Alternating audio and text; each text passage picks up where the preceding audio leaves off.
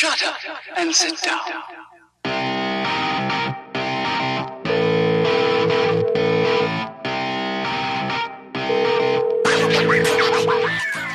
Wampler, James, what's up? Hey, Tim. On my way over. You all packed up and ready? I'm ready to go. Time to try. Let's do GaryCon. I think this is going to be the best GaryCon ever. What do you think? I imagine it will be. I'm going to do my best to make it that. All right. If they don't throw me out. That's not going to happen. I'll see you in a few. All right, can't wait. Bye. Bye. Hi, I'm Jim Wampler, and I'd like you to join me and my good friend and mentor, Tim Kask, in a very special episode of Curmudgeon in the Cellar called Curmudgeons in Cars Getting to GaryCon.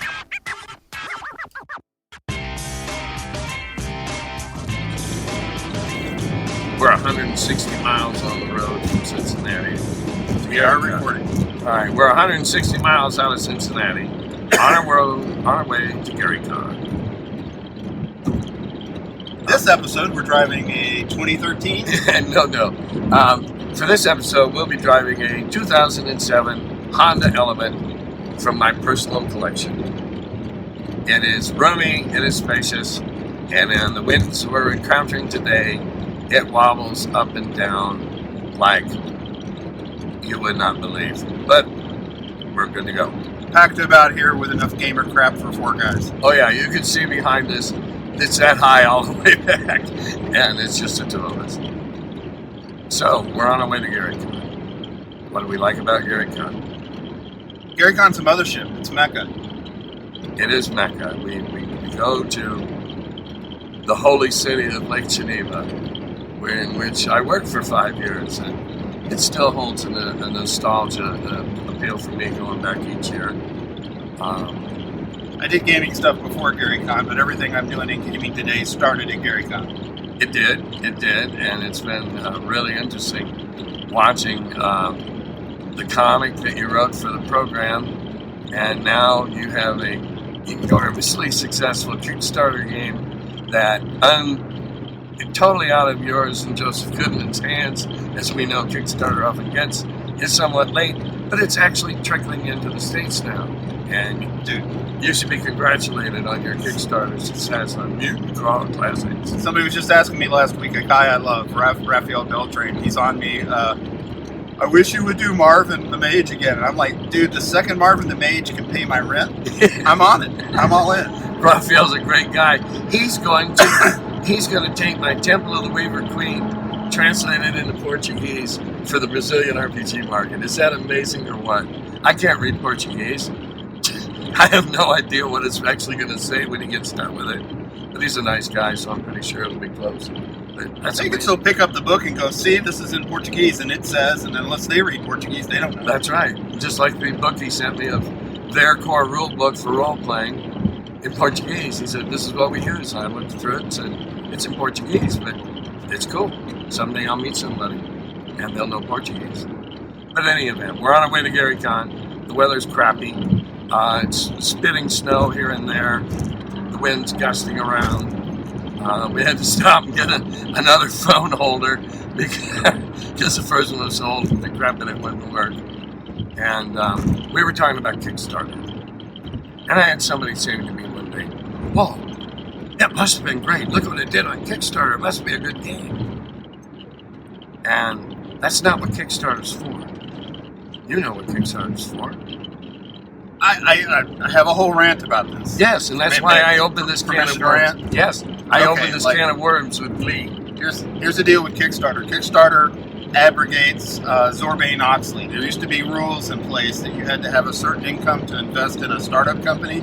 Kickstarter gets all around that. So anybody can pledge to Kickstarter, and what people forget all the time is, as a person backing a Kickstarter, it's on you to do your due diligence, check out the track record of the project creator, and judge whether it's worth the risk, because there's a risk every time you pledge.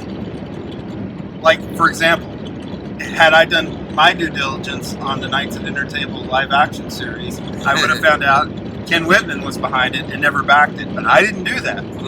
But I can't bitch, that he got my money because I gave it to him. Yeah, see, a lot of people gave it to him.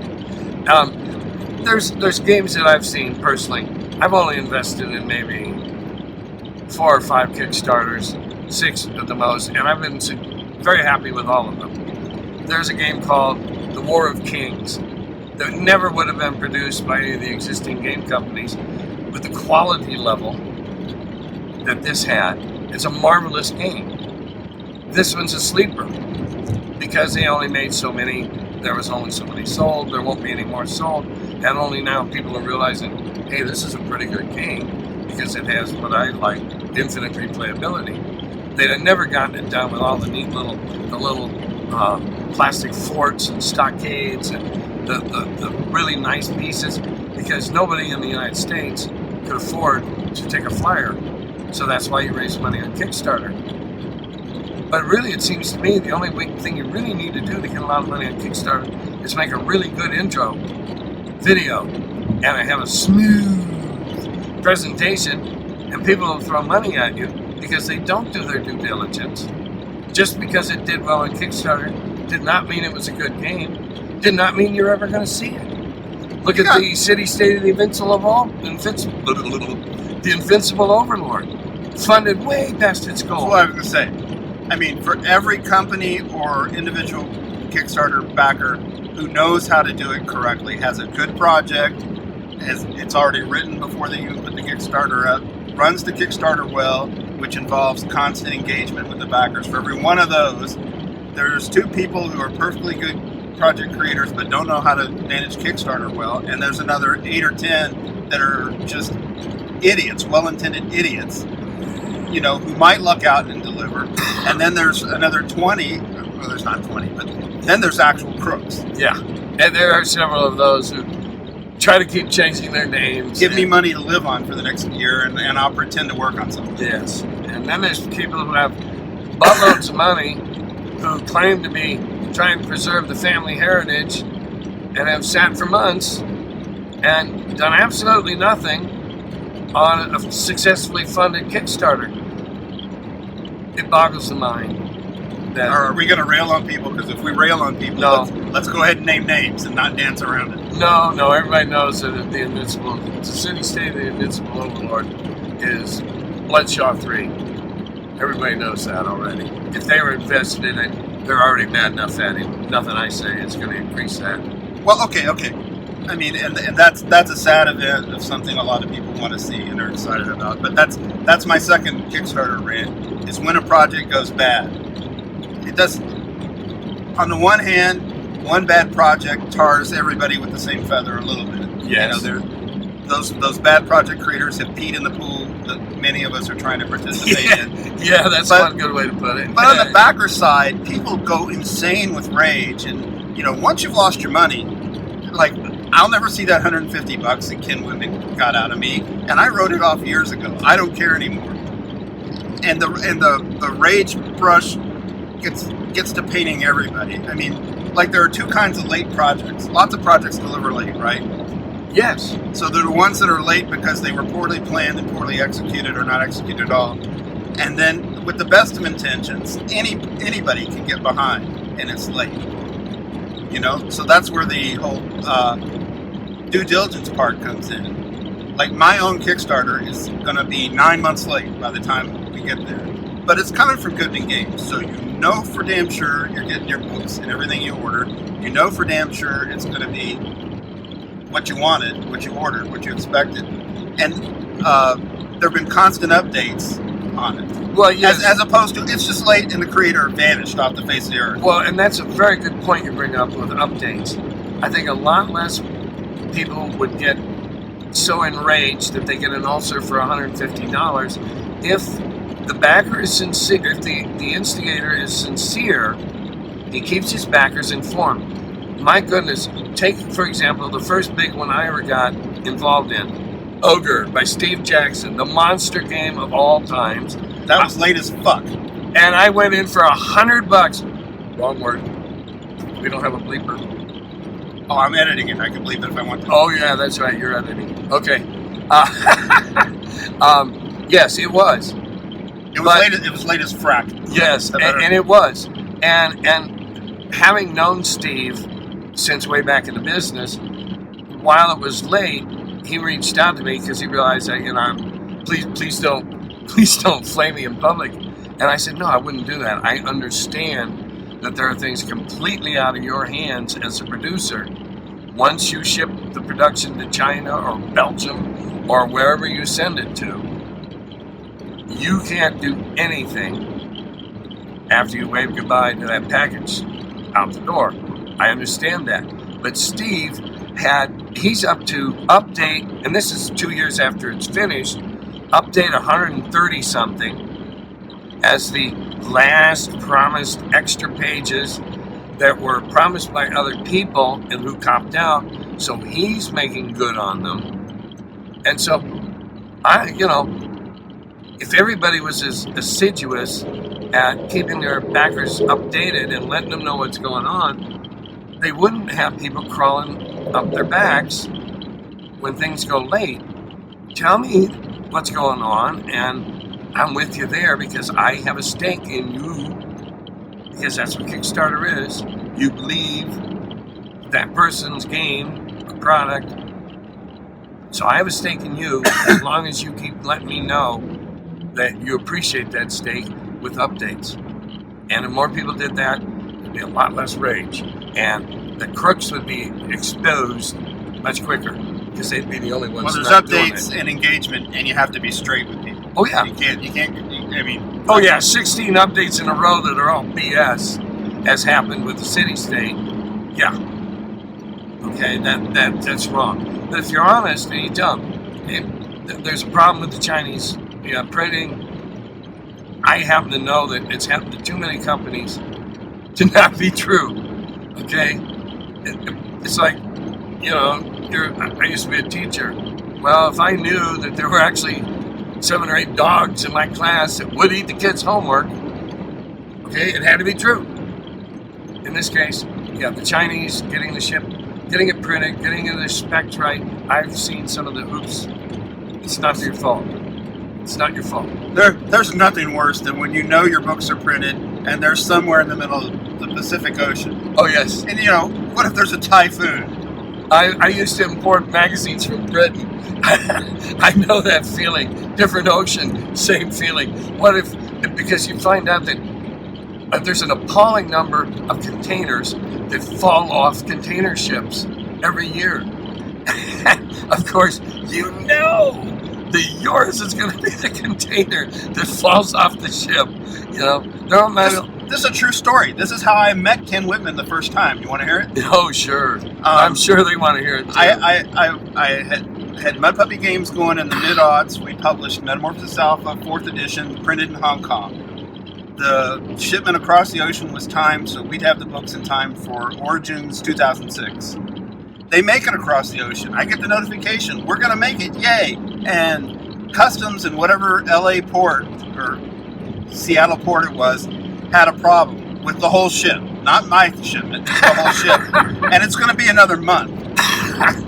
They're looking for Chinese immigrants or some illegals. And Jim Ward, of all people, says, I know a good guy. He does print-on-demand game product. I'm sorry, I'm not doing the Jim Ward voice. I know a very good guy. That's much better. And he points me to Ken Whitman, and I go to have 100 copies, hardbound and printed on demand, so we have books for Origins. And they were awful. Well, on Metamorphosis Alpha, they were okay, but substandard. Jim Searcy had a fit when they showed up in the warehouse later. He's like, I don't want to accept these. And I'm like, you got it. And then there was another book he really hosed. I heard there's still a pallet of those floating around somewhere. Is that true? That's absolutely true. There's a whole pallet of 4th edition Metamorphosis Alpha in Studio 2 warehouse in Knoxville. And I think last year I transferred ownership to Jim. Oh, okay. To Jim Ward? Yeah. Oh, wow. If you want a rare, because they never got sold, copy of 4th edition MA, get a hold of Jim Ward. I felt bad because Jim and I had signed a contract where he didn't make any money unless the book turned a profit, and we never recovered our printing costs. Yeah. So best I could do was give him the books.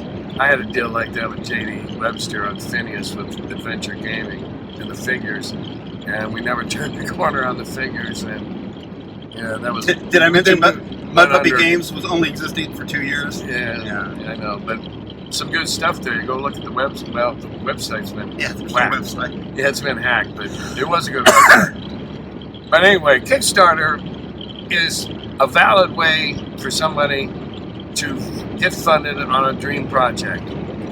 It's up to you to find out if this guy is full of beans or whether or not he's legit and whether or not you want to take a gamble. That's it. Just because it sold a bunch of pledges doesn't mean it was a good game.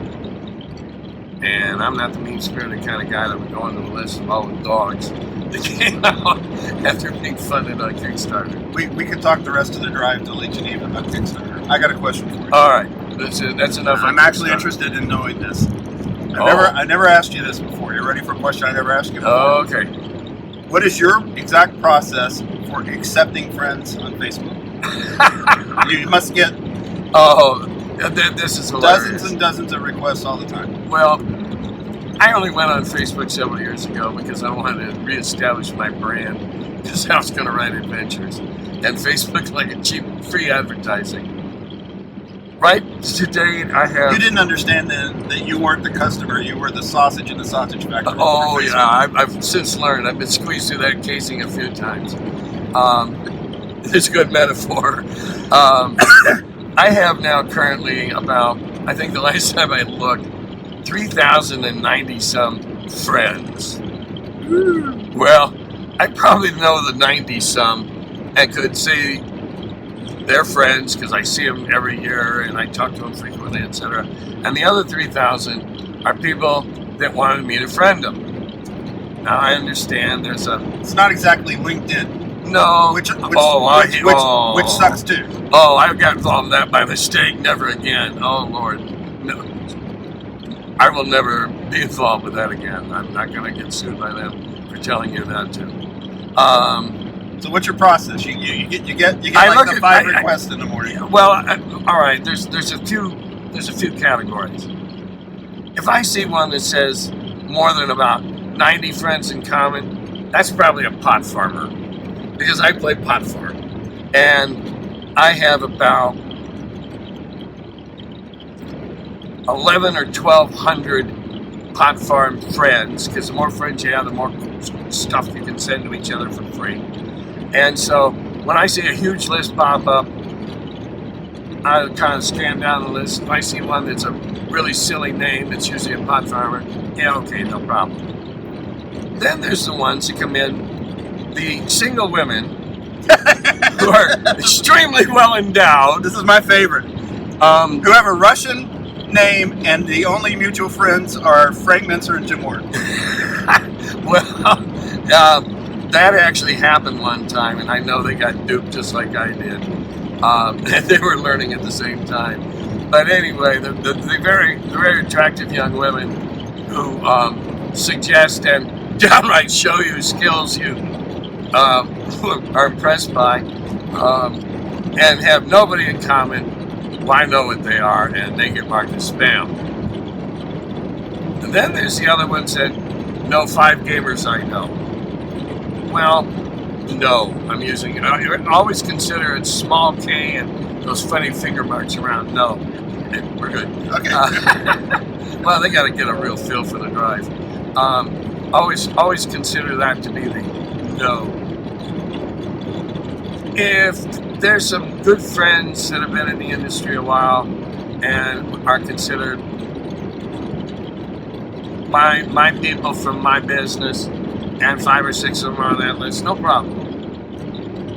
But if there's not anybody on there that I have any idea who the hell they are, and not enough to probably be a pot farmer, I just let them sit there for a while and marinate. If only one common friend, that's not enough, no matter who the friend is. But there are other common friends that if I see them in that list, oh, absolutely. And certain combinations of people that I know, oh, yeah, okay, they're connected somehow into the business. Writer, producer, layout, art, whatever. The rest of them, I don't know. It's not that far from my process, although I've had to modify my process this past year or so. If it shows up and we've got 200 gamer friends in common, I used to just auto accept those, but now I go and check the person out just to make sure I'm not accidentally friending somebody that's going to cause me trouble down the line. And I'll tell you what I mean by trouble down the line. Sometimes, like if it turns up in my Facebook feed, somebody I'm friended with is on Facebook to go on a political agenda that is any way, racist, sexist, or hate-filled. Not to be like, And sometimes it's a real surprise. Who does that? I just don't want to see it. So, there are stages. Unfollow them if they're egregious in their devotion to recently elected officials. Hey, that was pretty good. Yeah, all right. Yeah, they'll never get figured out. I don't need it. Bang, you're gone. Yeah. Or I'll throw down with somebody over that and bang, you're gone, because I don't have time. I'm there to promote games and Doctor Who and stuff I like. And yeah, I'm there for the same thing. I'm just there if my constant stream gaming. If my constant stream of Doctor Who and gamer bullshit annoys you, please unfollow me or defriend me. You're welcome to. It won't hurt my feelings a bit. And then sometimes it's somebody I later become friends with in gaming circles, and they'll circle back around. And we're like, why aren't we friended? Yeah. Oh, because you unfriended me, and I refriended them. There has been a surprising number of times when I found something pop up on my thread that was just wildly, blindly ignorant or racist, I might know this person a little. I have met him a couple times at Contra, and I'm kind of scratching my head going, huh? Are you kidding me? And so, and it shows up again, gone. I have the same rules on Facebook as I have in my basement when we play games every other Wednesday night. We don't talk politics. We don't talk religion. You're not going to change the other guy anywhere. The last guy that made mass changes just died recently. You're not the next Billy Graham. You're not going to convert anybody. You're not going to change their politics. Why let that get in the way of fun? Nobody ever changed anybody's mind on social media. And I'll give you an example of it the opposite way that's a great example of why it doesn't have to be, knives and tongs. Jolly Blackbird and I are friended on Facebook. We're friends in real life. I like his work. He likes my work. Everything would be super hunky-dory, except we completely have different tastes in movies and TV shows. And we're both out there saying, I think this is great, I think this is great. And sometimes Jolly likes something that just horrifies me. Now, I'm certainly not going to defriend Jolly over different tastes in movies. No, that's a taste. But I'll tell you what else I'm not going to do. I'm not going to stomp into one of his posts in the comment thread and tell him I disagree with him, because what's the point of that? Who cares? Yeah. You're talking about your taste, your preferences. I feel no need to drop into the conversation and dunk a turd in the punch bowl. No, but I like dropping turds in the punch bowl occasionally with some of the AD&D threads and that. I'll go in and say something to somebody else made some asinine comment. I've seen that. You get aggravated. And I'll just go, oh, you were so egregiously uninformed on this topic. Click, post, that's it. And then hope it gets a response. And sometimes it kills it. That's okay too, because I generally only do that. So if somebody's running off with something that's just patently bullshit. Well, everybody's allowed to screw up and be human. I mean, I do it. I'll see something before I've had my caffeine and jump in before I. Yeah, but I saw somebody misquote Gary the other day. They attributed to Gary something that was absolutely not Gary. All right, it had to do with Gary's acceptance of Tolkien. Well, Gary wished Tolkien. On the one hand, he wished it had never been written, because then everybody wouldn't think that the elves had to be Tolkien's elves. And on the other hand, he was glad it was written because it turned all these people on to fantasy. And we constantly fought that Tolkien influence. Well, this guy's going on just saying the other way. And the gratifying thing was, 2 or 3 comments later, for about 3 consecutive, yeah, well, if that's what you think, you ought to go watch it. And then they talked about my YouTube channel, the Curmudgeon and the Cellar. I mean, find out what really happened. Because if you don't ask me, and this is what they're saying, if you don't ask me, then you can't claim to know. Because I was there. I like the traction your Curmudgeon and the Cellar's getting. Wow. It's growing like crazy all of a sudden.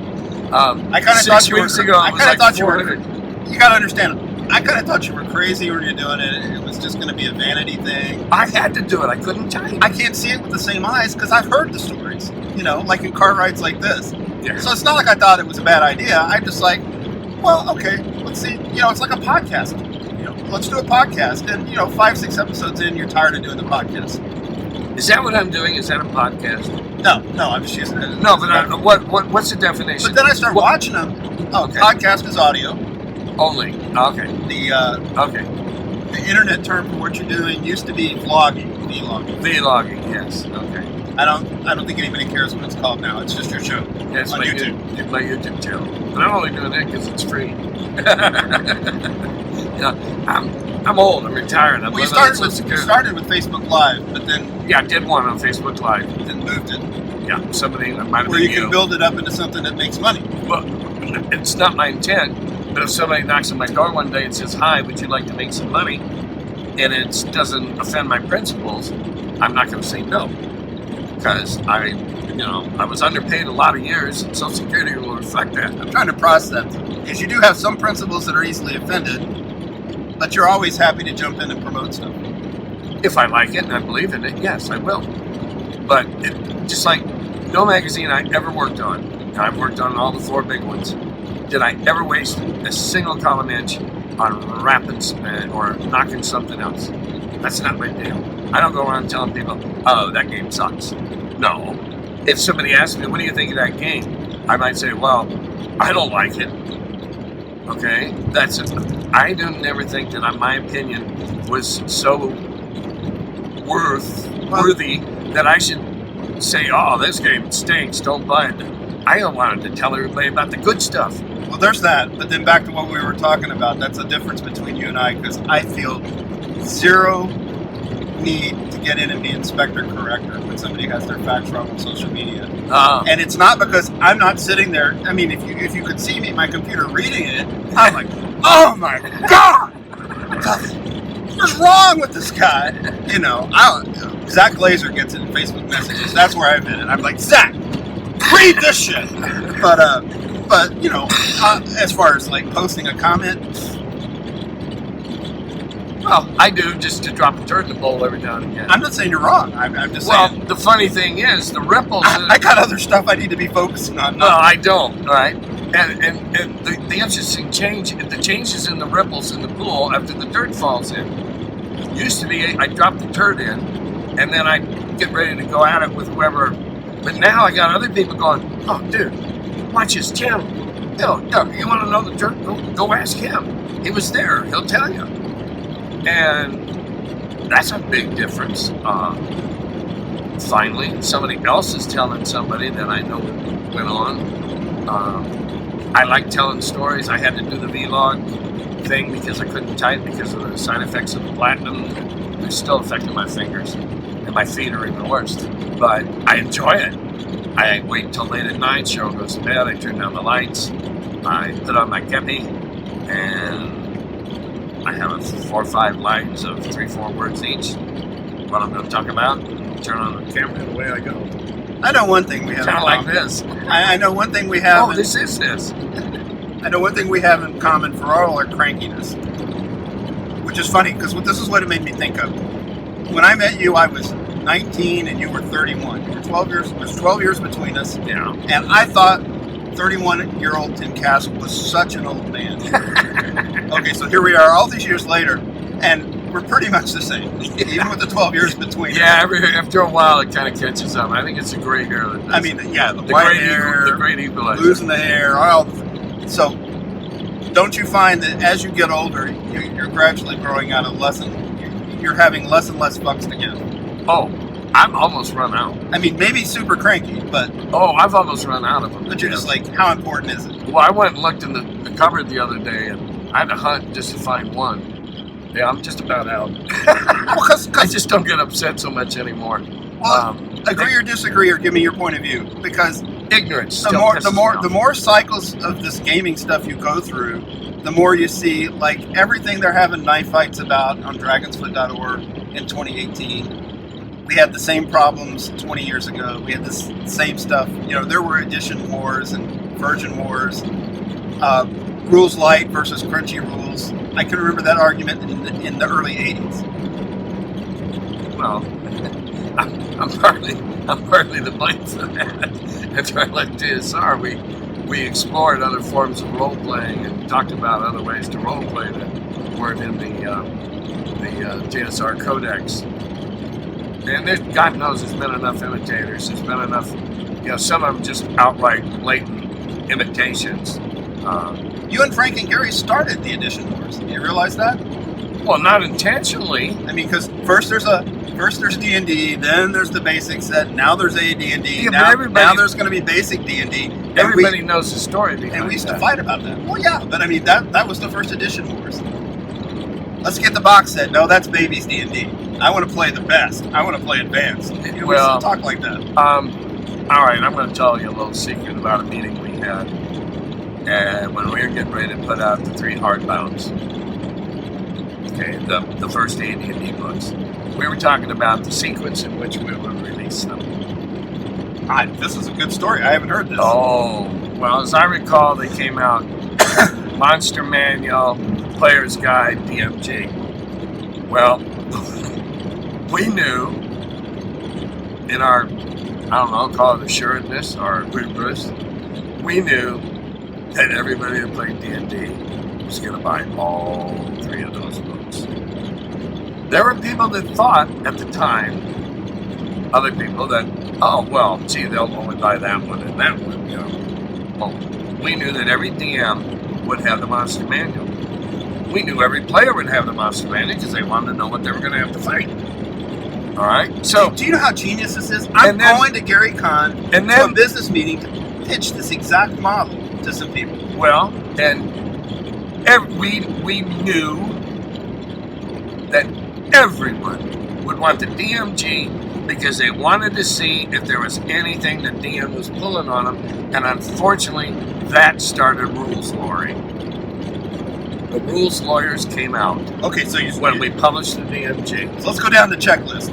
In the 70s, you guys invented edition wars, rules lawyering, and splat books. Well, I'm not involved with the splat books, but yeah, the other 2 I'll take. 3 volumes, and we know every player's going to want all 3. Really. Oh, well, it was marketing. Come on, it wasn't like we were 3 rubes that were out plowing the field and found a diamond and got rich from it. No, we found a really interesting new metal, figured out how to smelt it, and then we figured out how to share it. We still didn't get rich, but we figured out how to share it. Big difference. Big difference. I'd like to think, anyway. Yeah. I love the difference between what the story conjures in people's minds and what the actual physical reality was. Because I wasn't around for any of your TSR stuff. But I came to your adventure gaming offices to drop off article submissions and art. Yeah. Which was in a wing of Ralpartha Miniatures, which was a dump and a ghetto. Yeah, behind Cincinnati Gardens, which... That little long green room that had been for the sculptors, and you kicked a bunch of sculptors out and started a magazine. Well, and we were behind the Cincinnati Gardens, which when the Cyclones played hockey there, was the biggest tavern in Cincinnati every night they played at home. So we got a schedule and hung it on the wall to make sure we left early on the days. Nobody stayed late because they parked in our lot, they parked behind us.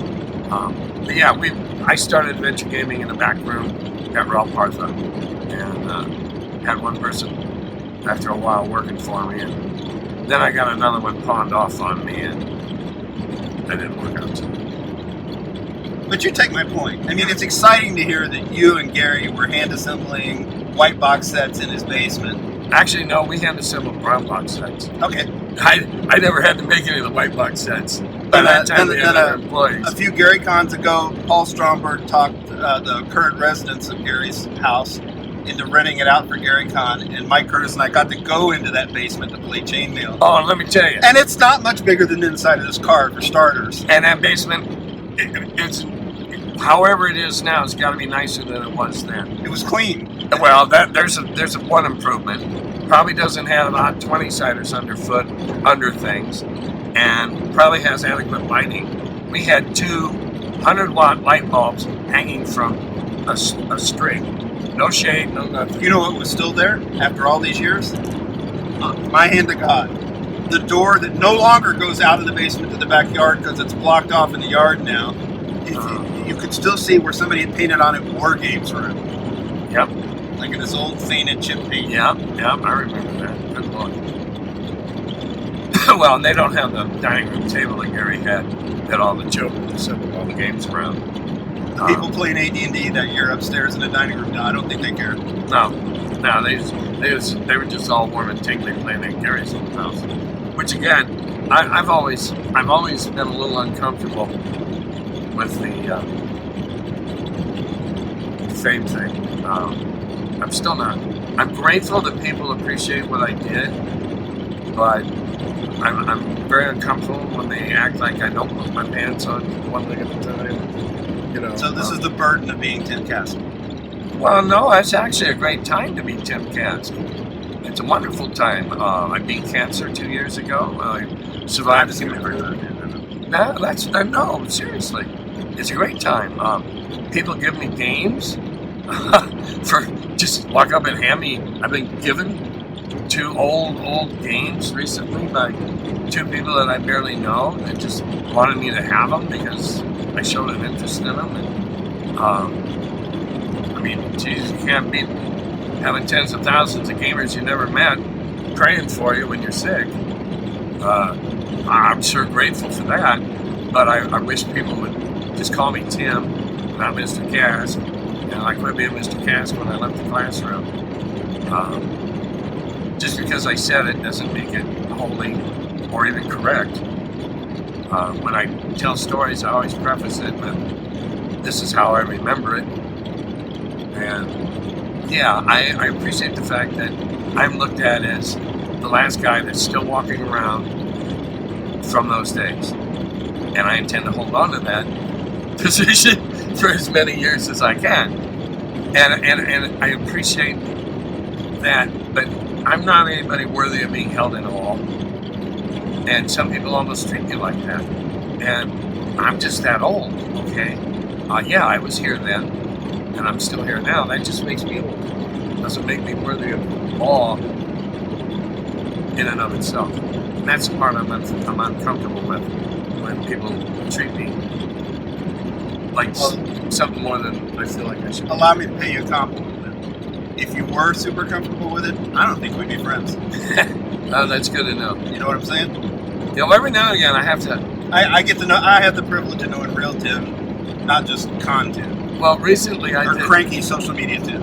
I recently did a Questing Beast. It's a website, and I did an interview with them. That was a damn good interview. Thank you. Well, the comments afterwards. And I'm not blowing sunshine up your ass. You know, if I didn't like it, I'd say yeah, or you wouldn't say anything at all if it wasn't. Yeah.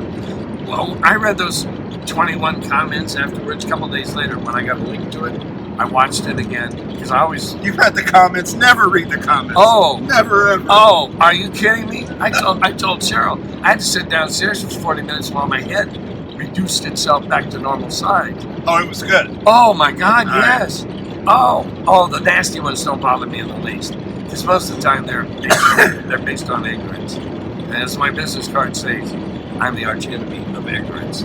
So they don't bother me. But anyway, it's a good time to meet Tim. I get to go to all these conventions. I get to make new friends, see old friends. You're doing a good job of driving and doing this at the same time. Oh, I'm really enjoying it. We purposely taped this, not in the middle of Chicago. Because then all you would have seen is my lips going. Yeah, you know, I don't think I would have beeped it out because it would have been too much work. Because you got like Chicago traffic Tourette's. Yeah.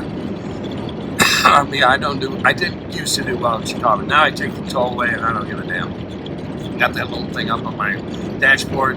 They pay half the stated price and I don't have to slow down below 60. I don't know which was funnier. Me telling you the first time I thought you had Chicago traffic Tourette's. You're like, fuck you, Wampler. Yeah. Or the next year when I just kept my mouth shut and we're like halfway through Chicago and you've been good as gold until some guy cut you off and you just unleash the beast. Yeah. And I had a giggle fit. Yeah. And then you're like, fuck you, Wampler. Well, I haven't bothered reining in the beast since. It just isn't working. Restraining that beast is too much mental load. Now it's tradition, no? Yes.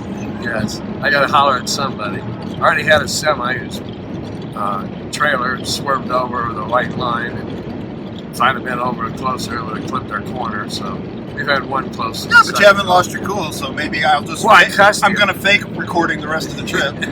You stay on your feet. Yeah, I'll stay on my pills. We better wind this up before my phone runs out of. Yeah, you're probably going to run out of juice. What else do we want to talk about today? Anything? Oh, we can always charge it back up and do it some more. Nights at dinner table. Oh, yeah. Well, okay. We won't talk about that other thing. All right, because that violates my rule. All right. Nights at the dinner table. I mean, we can talk about Trumpy Bears if you want to. I just got nothing to say. Well, I just think it's ludicrous. They call him the brave American grizzly. Yeah, right. That lost us viewers. I don't care. I'm looking at your list and it just says KODT. What did you want to talk about? Well, as many people were Greatest gamer comic of all time. Only game. Done. Well, greatest next to Phineas. I'm sorry. My heart belongs to Phineas because he was the first. And unfortunately, he lived a very short life. Made me think. But the thing that I like about Nights at the Dinner Table, after all these years, Jolly still keeps it fresh in that they still tend to do silly, newbie things. And they exhibit newbie behavior that they've never lost. So we get to laugh at their bad mistakes and their bad decisions. And I talk about him frequently. He lampoons the... you know what that is? Well, like comedians lampoonable. whose whole routine is based on how poor and broke they were, hit the big time and get rich, and they're not poor and broke anymore, so they have to come up with new material. Right? And it's still fun to listen to. Jolly still is a hell of a gamer. I mean, he's on Facebook all the time, having people over to the loft. Oh yeah, running. Oh yeah, he's about to run the hell out of Hackmaster at this con. Oh yeah, and he brings those great 3D layouts. So his faucets are still wide open. Steady stream of gamers in there giving material. Yeah, and that's just it. He gets into he has so many little digs, little snarks that if you're not, I think only the people that are very knowledgeable about the hobby or in the hobby even notice them. Little asides that get made that reference the edition wars and some of the silliness that goes on. And of course, he's got the ultimate rules lawyer in Brian, who has recorded every detail of every adventure they ever went on. And well, right, character archetypes. Which is done so well with excellent writing 101. Everybody knows who the Brian is at their table. Everybody knows who. Everybody probably doesn't like him very much. Everybody knows who the BA is, the BA judge. Yeah. That tries to be tough, but you can roll over him when you want to.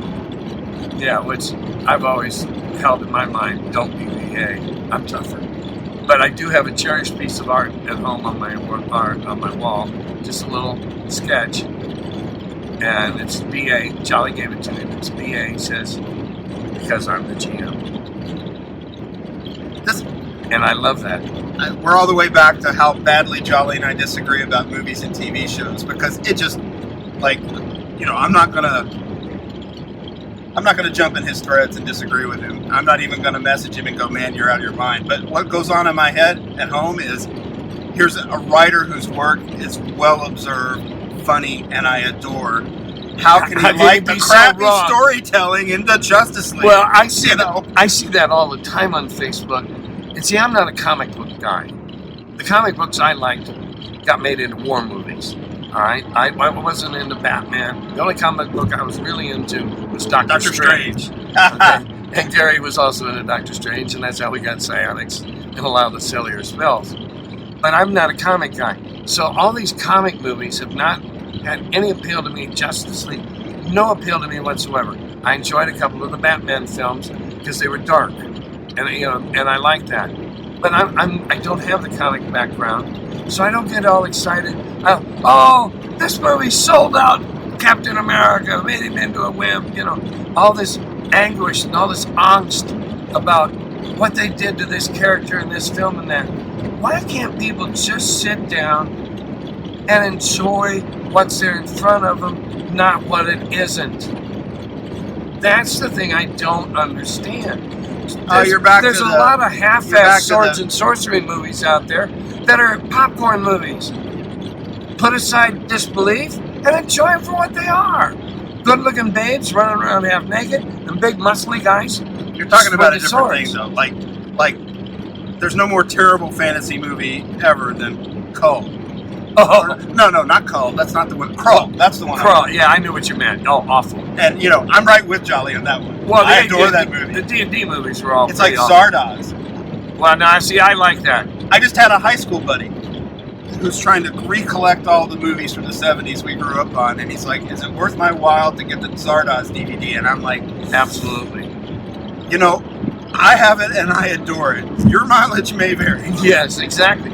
Actually, before Star Wars or any of those movies started coming out, Gary's favorite sci-fi movie was Zardoz. We used to tease him about when Good for Gary for liking Zardoz over Logan's Run. When he was going to run, we kept teasing him on when he was going to show up at Gen Con in a red, mankini. We've talked about this. I'm an artist. You can't give me visuals like that. That's why I do it. Bastard. Okay, I'll take that. We're good enough friends. And on that note, we're at 45 minutes of recording. We probably wore out your battery. Time to put it on the cable. Oh, battery's fine. I'm just worried about piling up the memory. Oh, the memory. Oh, well. We haven't said anything. All right, folks, you won it. I don't think we got anybody fired. No, we haven't said anything. We cussed medium, but not like we will later going through Chicago. No. I think we should call this part 1 and post it the way it says. We haven't said anything horrible, egregious, terrible, nasty. But no, we told everybody it'd be April. So, it'll be April. See you in April. It'll be one. Oh, yeah, okay. I'm sorry. It's fine. We get tangled up in enjoying talking with you and enjoying the ride. Well, I'm sitting here enjoying this and driving all at the same time, multitasking and doing it quite well today. Thank you. Let me get it back professional. All these to Jerry Seinfeld. This has been Curmudgeons and Cars, getting to Gary Con. Goodbye.